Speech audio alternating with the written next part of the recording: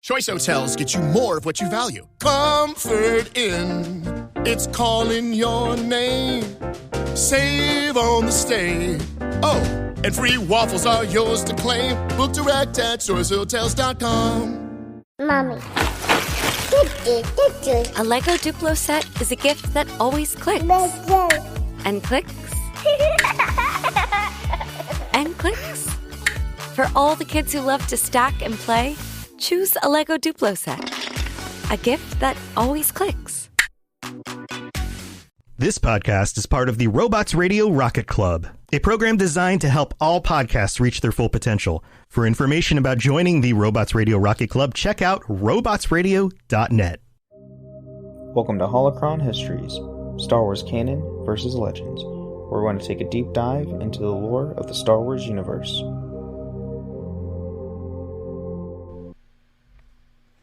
Hello and welcome to the Holocron Histories podcast, where we talk about Star Wars Canon versus Legends. I am one of your hosts, Austin, also known as Teacup. And I'm your other host, Ben of Temeria.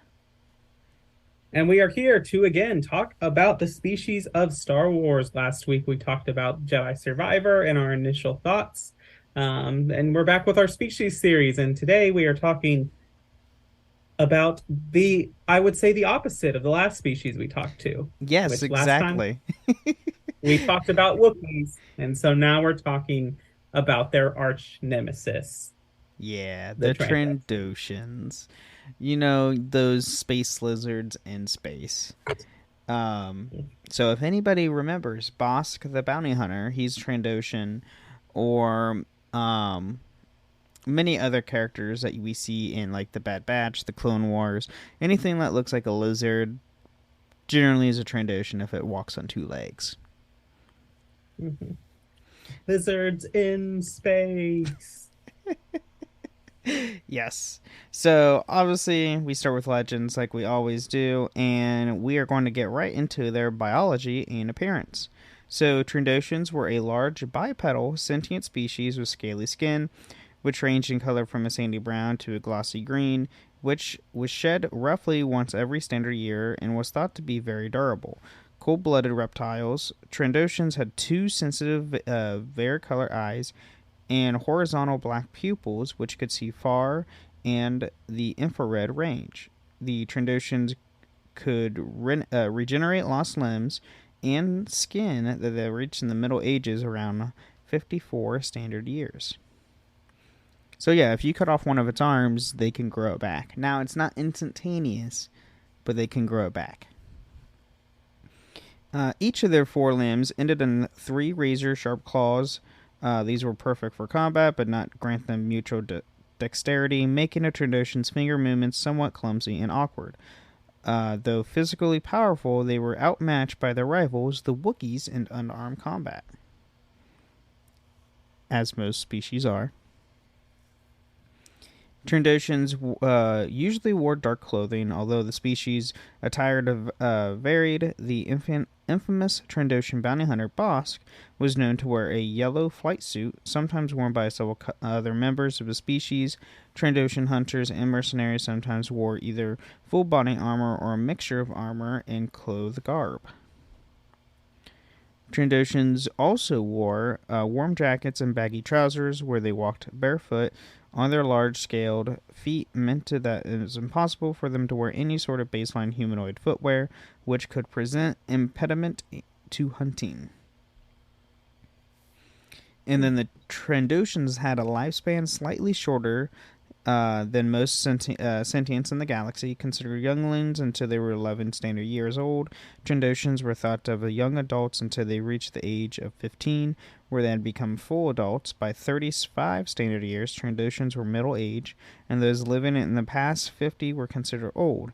Any Trandoshan living over 60 years was thought to be a venerable or greatly respected by society. So they roughly have a shorter lifespan than a human. If 60 is like ancient to them, that's about 20 years, roughly 20 to 30 years, what less than a human's average lifespan is. So now we get to their society and culture.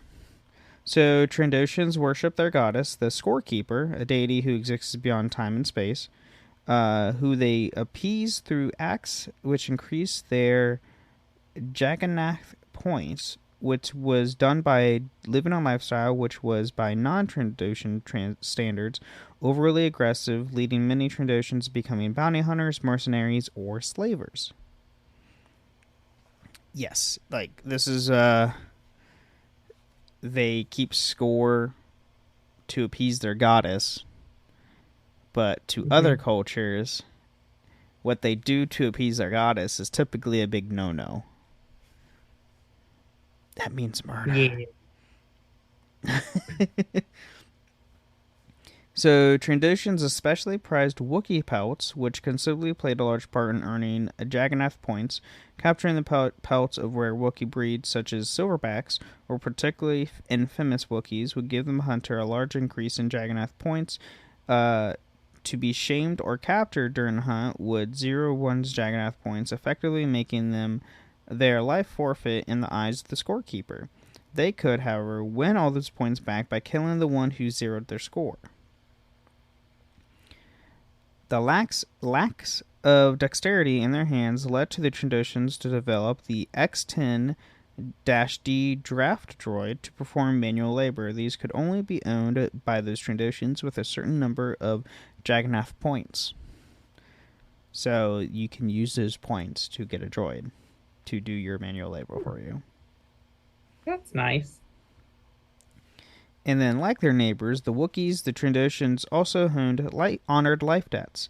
The recipient of a Trandoshan life debt was referred to as a Grokhorsk, and that's, Trandoshan.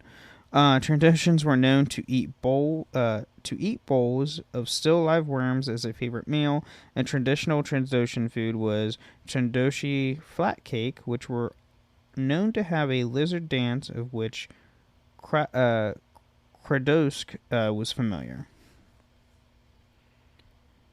There was a rare case of Trandoshans not adhering to their millennia-old culture traditions. One such was a mercenary and assassin, Nakakaran, whose self-confidence caused him to disregard the Trandoshan class system, being rude and disrespectful towards the elders of the Dosha city of Florak, and this led to him being banned from the city and subsequently more cities until he was virtually exiled from Dasha. Dasha meaning their planet.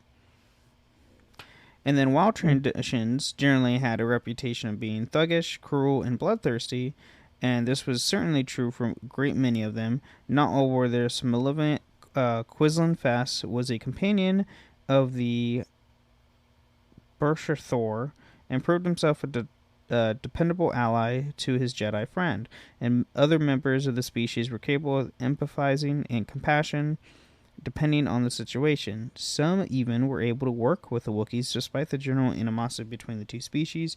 Finally, a few Trandoshans, such as Mursk, were members of the Jedi Order.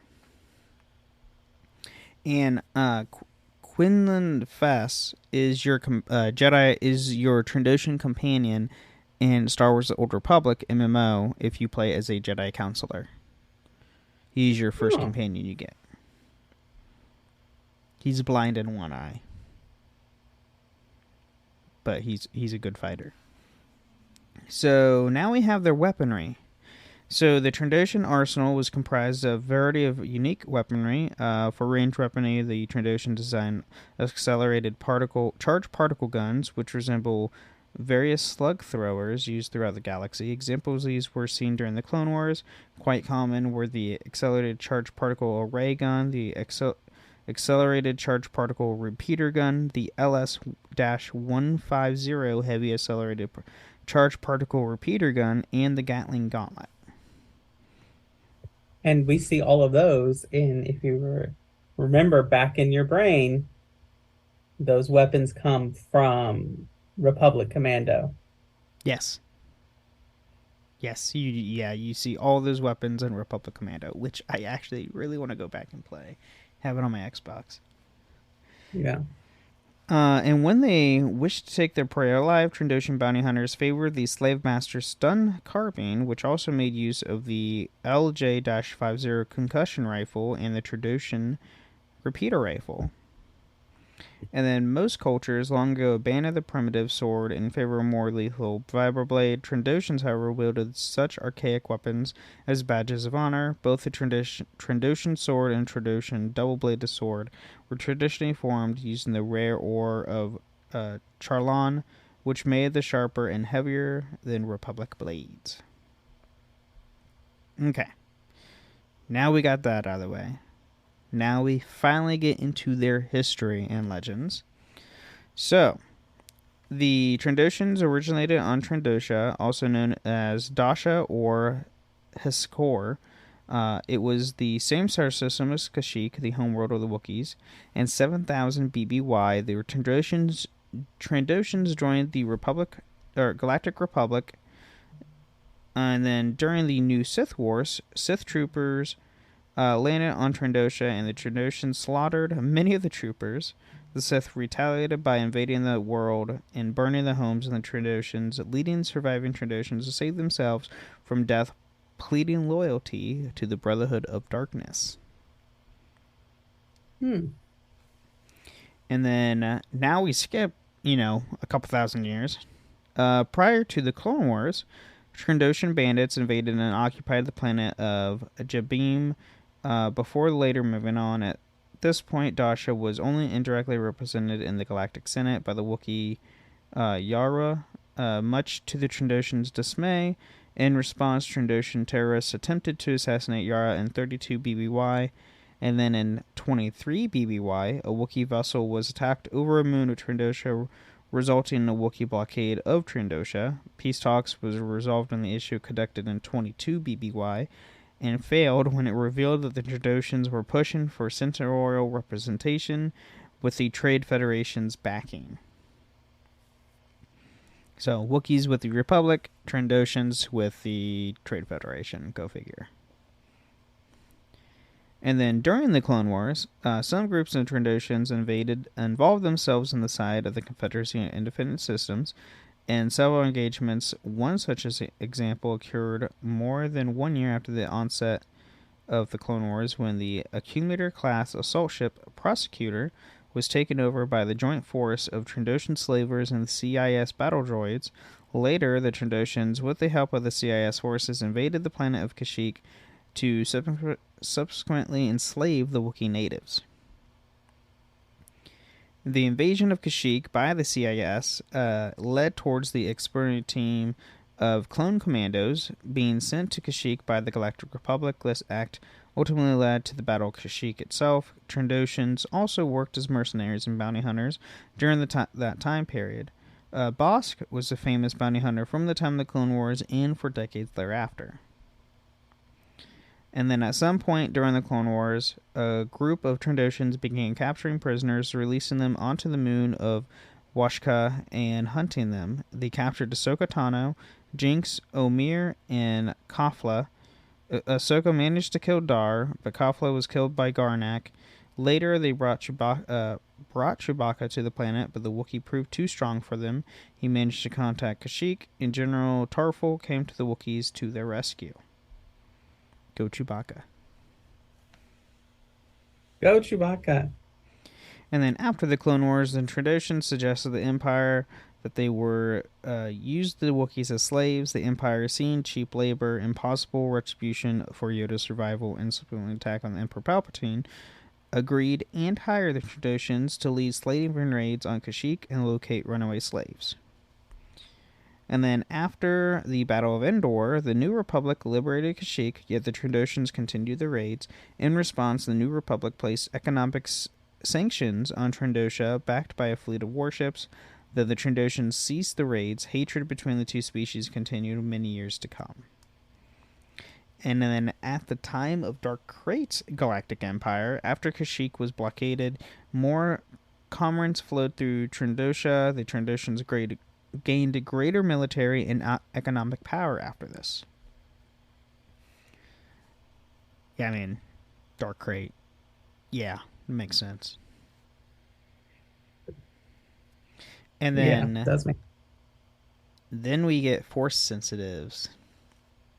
So it was uncommon, but not unheard of, that some Trandoshans were force sensitive. Because of their reputations as bounty hunters, they weren't usually accepted as Jedi or even Sith. There were exceptions, however, such as the Jedi Lishkark, a Padawan of Plo Koon, and the rogue Jedi Krasdok and Marisk, who fought during the new Sith Wars. Normally, they would use their force sensitivity to their advantage as bounty hunters, which makes sense. It does make sense. I mean, if no one will take you in, might as well use your gifts as a bounty hunter, like every part of your species. Yeah, I mean, it really does make sense. And then now we have the Sauron subspecies. And it's literally pronounced how you... Sauron, like... Or Sauron. Sauron. Lord of the Rings. Something like that.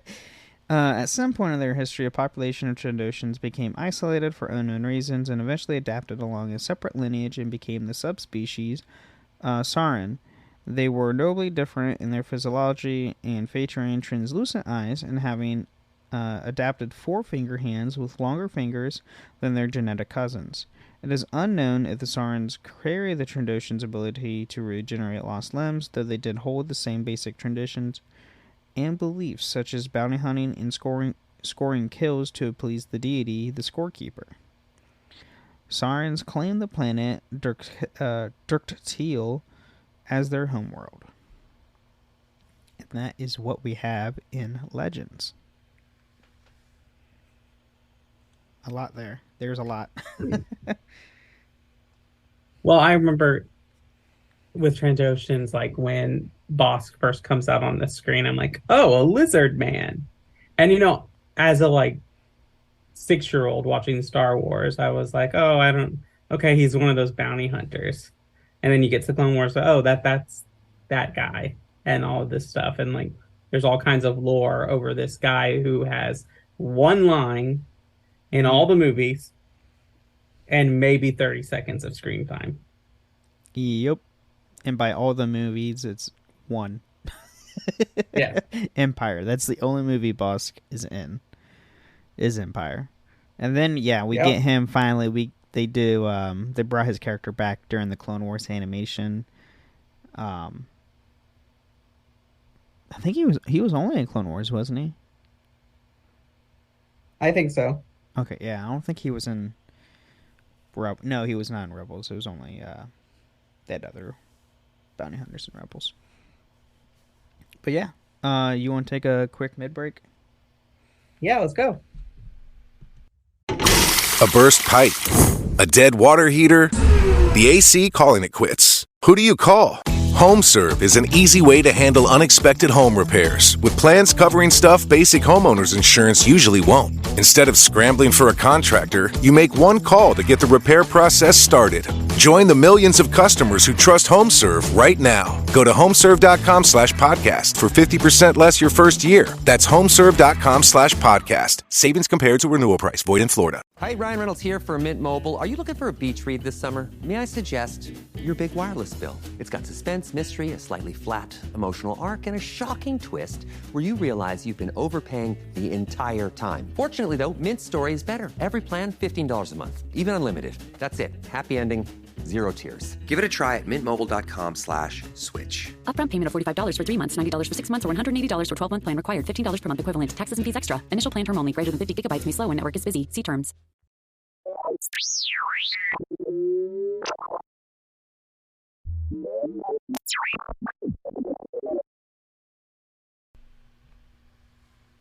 Well, welcome to the middle of the show where we talk about everything going on with the podcast. And first, I let you know that we do have a Patreon. If you would like to support us there, you can go to patreon.com/holocron histories and sign up at various tiers that give you ad-free episodes all the way to be coming on the show with us and hanging out with us and talking Star Wars. Or if you got a big hot take or a theory about Star Wars that you want to share, that's a good way to do it. You can also join us on Discord. You can come hang out with us in the Robots Radio Discord or the Cups Podcasting and More Discord, where we talk about these shows. We talk about Star Wars Today we've been talking about Star Wars. I think the last conversation we had was about, I think, the Force and the nature of the dark side or something like that. Can't remember. Something along that line. Yeah. And so, yeah, it's a great time. You can come hang out with us. We are both Ben of Something and Teacup on both of those Discord servers. You can check us out there. You can also find information for our other shows, the Assassin's Creed Lorecast, the Dragon Age Lorecast, and Ben's Wizarding World Lorecast. You can check us out there. You can check us out live on this show on Tuesdays at 7 p.m. Central Time. So it's 8 p.m. Eastern Time, 5 p.m. Pacific at the Ben of Temeria Twitch channel. Yes. Yep. My Twitch channel, Ben of Temeria. You can find us live there and come hang out with us, talk Star Wars with us while we're talking Star Wars. It's a great way to hang out. You can also leave us ratings and reviews on Apple and Spotify. If you do that, we'll read it out on a future episode of the show if it's 5 stars and nice. Yes. Yeah. Or if you leave a comment now on Spotify, depending on what the comment is, we will read it out loud on that. You comment now on each episode. You don't comment on the show itself. So, So if you want to hear something that we haven't gone over yet, put it in the Spotify, like on the most recent episode, and we'll call it out and see what we'll do. I mean, more than likely we'll cover it at some point. Yeah. But yeah, I think, is that it? That's it, I think. I think so. All right. Well, let's get back into the canon of things. It's 1938. The 2-week pay period is invented. But then the world got faster. Faster travel, faster delivery, faster everything. Except our pay. Until now, with daily pay, everyone can access money they've earned when they need it. Yes, this is the future of pay. Daily pay. Work with the leader in on-demand pay at dailypay.com. Transfer fee may apply. All right, we are back, and now we are into the canon of Trandoshans. So, biology and appearance. So we already literally stayed the same from Legends to canon. Main thing is Trandoshans have a pair of eyes set on the back of their pointed skull with a jaw filled with pointed teeth. Some Trandoshans even have a crown of feathers atop their skulls. They hatched from eggs, with individuals who share a hatch of eggs calling each other clutch mates. The base urges of Trandoshan's brain included rage, fear, and aggression, but a Trandoshan could rise above these tendencies. However, the rare Margic syndrome would bring them back out over time. Trandoshans often walked barefoot and had seen with 3-digit hands. And the Trandoshan skin color would vary widely, and the Trandoshans could be found with green, red, orange, brown, or yellow skin. Some Trandoshans, such as the name Smug, had brownish-orange skin with red stripes on his face. They were even able to grow their limbs when they were severed. Trandoshans used their sharp claws to climb trees in the forest or jungles they naturally inhabited. And then everything else stayed the same. They're, scaly, tall, lizard people. Don't have to reiterate that. Right. So now we get to their history. So, Trandoshans, just like in Legends, came from the planet Trandosha and were hunting enthusiasts. They hunted creatures such as the first wolves. They worship a goddess called the Scorekeeper. They were identified in the galactic community by the time of the Galactic Clone Wars and had taken control of the moon of Washka, which became the location island game preserves. The hunter Garnak had control of the island, designated as Island 4, and ran a hunting guild based out of the floating fortress and hovered above the island. Garnak scouts traveled to different worlds and collect other sentient beings before delivering them to Washka and dumping them on the Island 4, where the prisoners would be hunted for sport. And then during the Clone Wars, at least 3 Jedi younglings have been captured and brought to Washka. For a long time, the trio of the younglings managed to avoid the Trandoshans, who continued to deliver other prey to the island. Eventually, the Trandoshan Lotaran captured the Jedi Padawan Ahsoka Tano on the planet of Felucia and brought her to the island for, alongside other prisoners. Once delivered the island, Tano escaped and discovered the other younglings. And then Garnax... One of the best parts of Clone Wars. Yes, it is a good arc.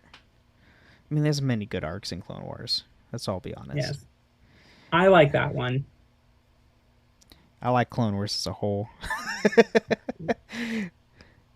So Garnax's son, Dar, later set out to kill Tano, himself as part of an important rite of passage, but instead killed by the Jedi. Garnax gave chase, killing youngling Khalifa.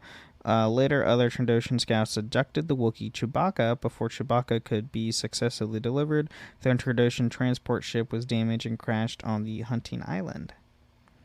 Tano killed the 2-man crew and escaped the wreckage with Chewbacca. The Wookiee was able to craft a communications device with some of the salvage wreckage and was able to contact the Wookiee General Tarful. Tano, the remaining younglings, and the Wookiee forces engaged Garnax's guild on their fortress and killed all the Trandoshan hunters.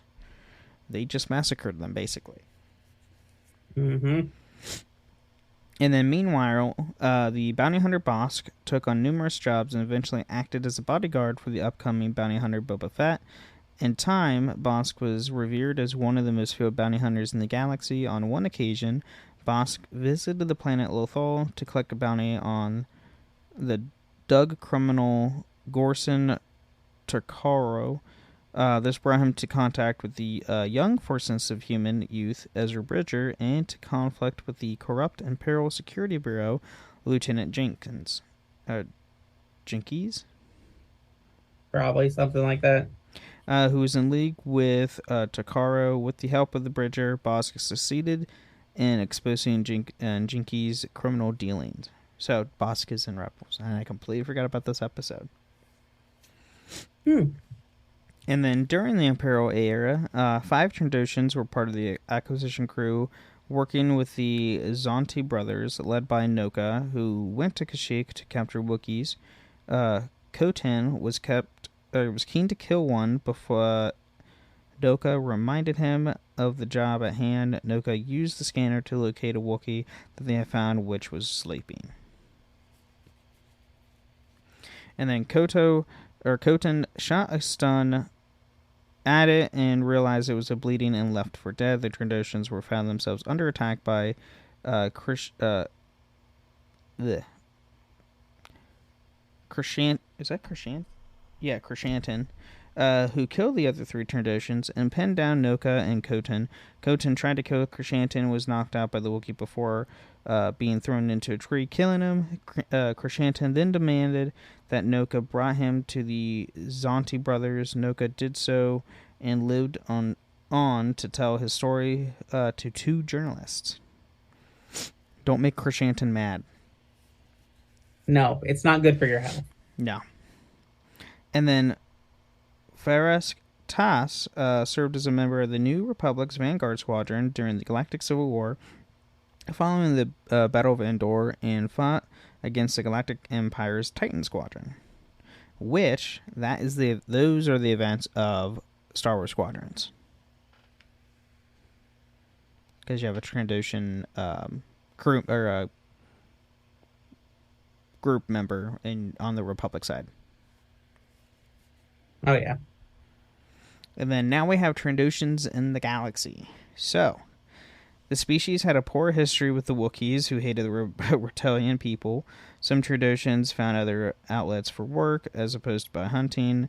By the time of the Clone Wars, one was Gar Notch, who lived as a salvager. He eventually hired by the Confederacy and Defense Systems to scourge the sites of damaged ships owned by the Galactic Republic to find any useful data or scraps. Notch eventually recovered the R2 series astromech droid R2-D2 from Republic Delta 7B Astrospite Light Interceptor, but the droid was eventually recovered by Jedi General and Knight Anakin Skywalker, but Notch was killed by Confederate General Grievous. And then Trandoshan Jedi were the rare because of the culture of their homeworld was opposite of that of the Jedi. One notable Force-sensitive Trandoshan was Skier, who lived during the High Republic era. Skier was a Jedi Master who was renowned for both scholar and tactician. His Padawan was the human Keeve Trinus. Skier saw action against the Nihil pirates and the carnivorous dark-side sentient plants known as the Dringer. However, Margic syndrome took root in his brain, which limited his connection to the Force and thereby spared him the effects of the Nameless. And then the Trandoshan's Bosk bounty hunting career brought him various locales across the galaxy and was, for the time, involved in the bounty hunters Aurora Singh and Castus.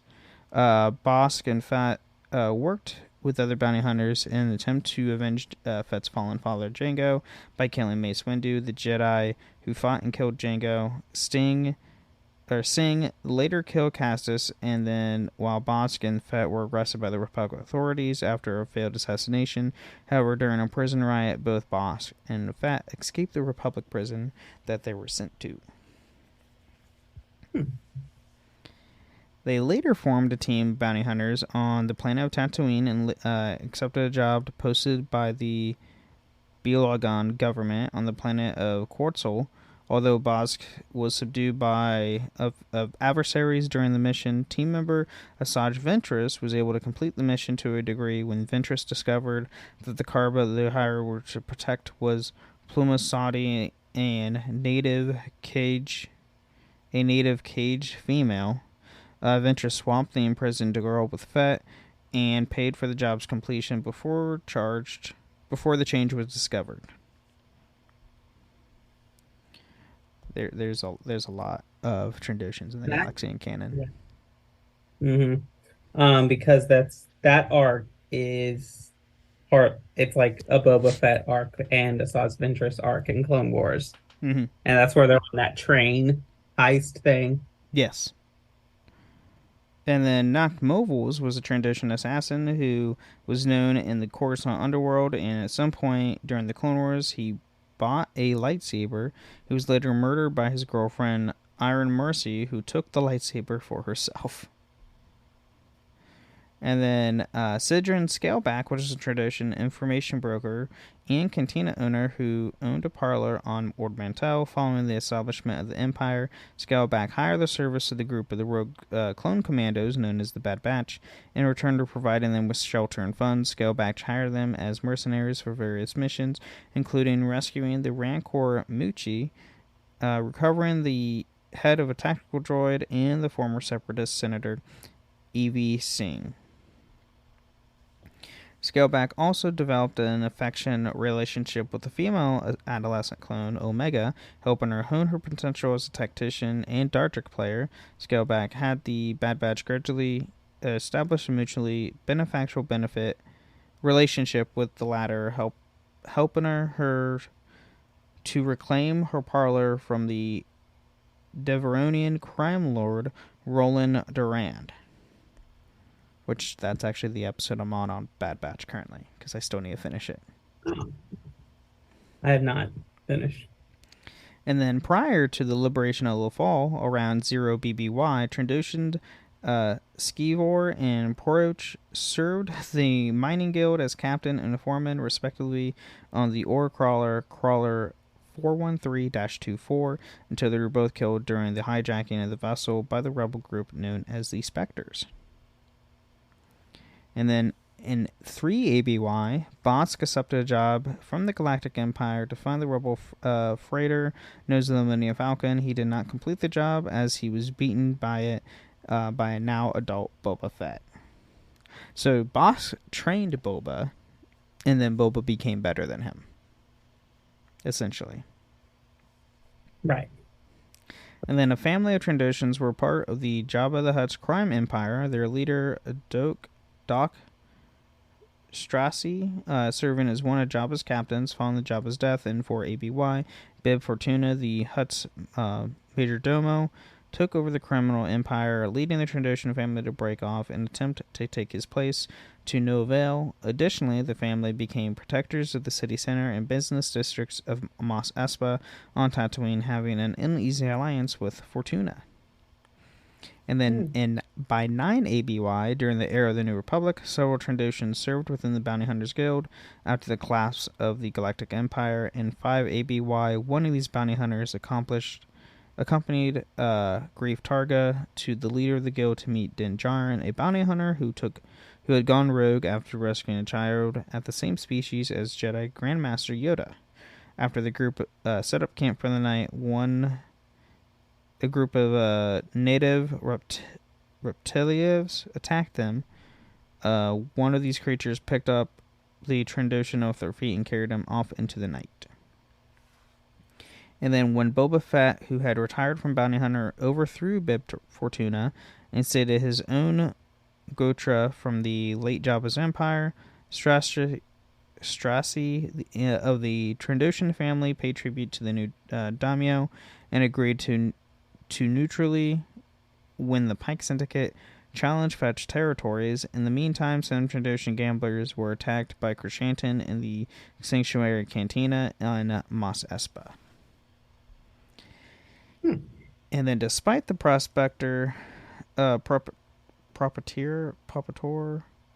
Garza Thwip's intervention, Krishantin ripped off one of the Trandoshan's arms off. When the Pikes attacked Mos Espa, the Trandoshan family betrayed Fett, and a number of them attacked Krishantin, who was working for the daimyo. Krishantin killed a number of them and escaped with Fett's assassin, Fennec Strand, going on to assassinate Strassi. And then now we have finally behind the scenes, last but not least. The Trandoshan species first appeared in the 1980 movie Star Wars Episode V, The Empire Strikes Back, in the form of a cameo appearance by the bounty hunter Bossk. The Trandoshans also appeared in numerous Legends products, including the Star Wars Marvel Comics, the Young Jedi Knights Young Adult Novel Series, the Dark Horse Comics, Knights of the Old Republic comics. The species also appeared in several canon products, including the animated television series Star Wars The Clone Wars, Writers Wyndham's Young Reader Novellas of Ezra's Gamble, and the Marvel Comics series Star Wars Darth Vader. Trandoshans also appeared in the secondary antagonists of the non-canon LEGO Star Wars The Freemaker Adventures episode, Peril on Kashyyyk, which premiered on Disney XD on June 27, 2016, and the story of the Trandoshans and Wookiees depicted as having an antagonist relationship with the former acting as proxies for the Galactic Empire. The Trandoshans take Chief Atabura's son, Tantara, and hold him hostage in an island fortress. The Freemakers, a scavenging family, rescue him and return for obtaining a piece of the warshed wood from the Wookiees. And that is what we have on Trandoshans. Essentially, don't make one mad, just like a Wookiee. Just stay away. It really is begs to differ, like, because their planets are so close to each other, are they just like similar species and cultures that just adapted in different environments? I mean, essentially, both honor life debts, but they both worship different deities, to where one is, Wookiees are more peace-loving, where, Trandoshans are not. Right. So I just think it's really interesting, the similarities between the two. Maybe that's why they both hate each other, because they're so similar. Maybe. Who knows? Yep. Who knows? Just go ask a Trandoshan for yourself. And if you live to tell the tale, let us know. But anything else to add on this episode? I don't think so. Okay. Did you freeze on me? No. I thought you froze on me. Anyway, yeah. Thank you all for listening to the Holocron Histories podcast. And may the Force be with you. Thank you for listening to Holocron Histories, Star Wars Canon versus Legends. You can find us on the Robots Radio Discord at robotsradio.net. You can also follow us on Twitter at SWHoloHistories and contact us at holocronhistories@gmail.com.